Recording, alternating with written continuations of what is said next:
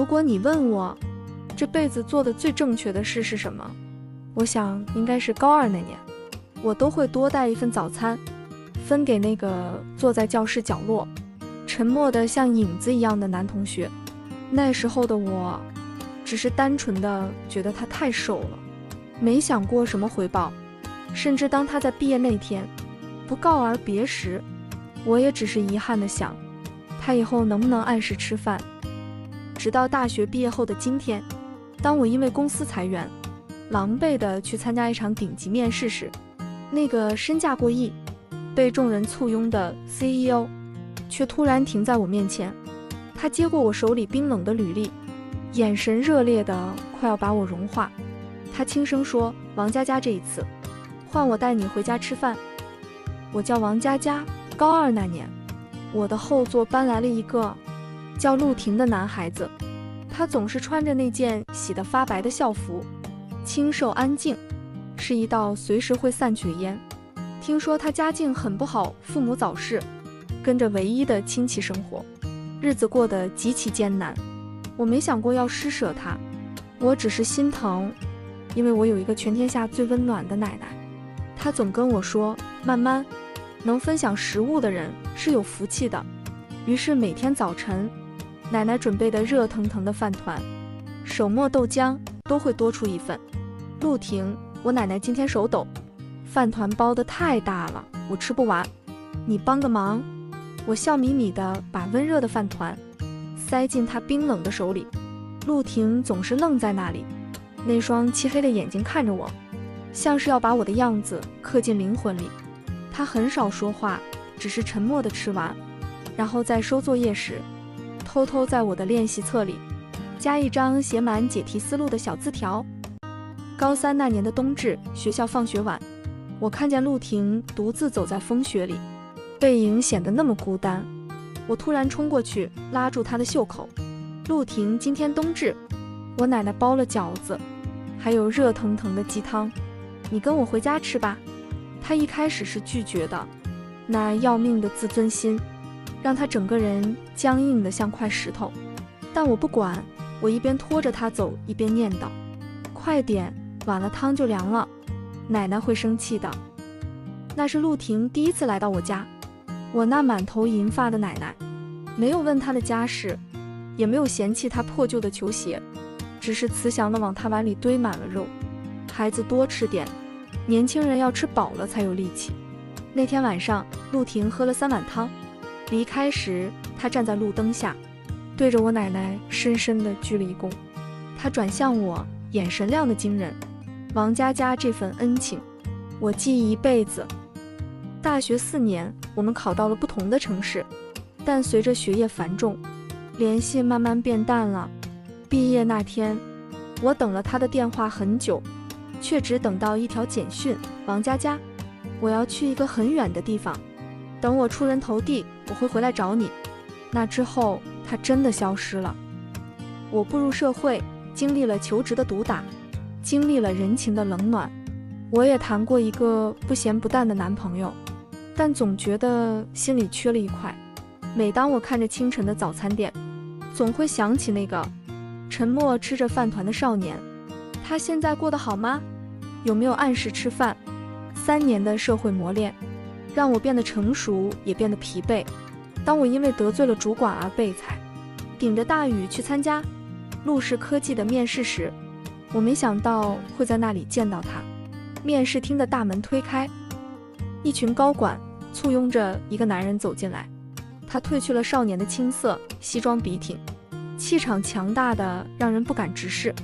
那是陆婷，他一眼就认出了我。那一瞬间，所有的冷静与自律在他脸上崩塌。他推开身边的人，大步流星地走向我。全场安静的，连针掉在地上都能听。王佳佳，他叫我的名字，声音带着一丝颤抖。他接过我那份被打湿的履历，直接扔进了垃圾桶，却紧紧握住了我的手。你不需要这份工作。陆婷没有让我去面试基层岗位，他直接把那份履历撕了，却让助理送来了一份特聘合约，职位是总裁秘书。陆总，这不符合程序，我并没有相关经验。陆廷正坐在办公桌后，眼睛后的眸子闪过一丝笑意。程序是我定的，至于经验……他站起身，慢条斯理地走到我面前，微微俯身，带着一种成熟男人的压迫感。没人比林小姐更了解我的胃口，这难道不是最重要的秘书素养吗？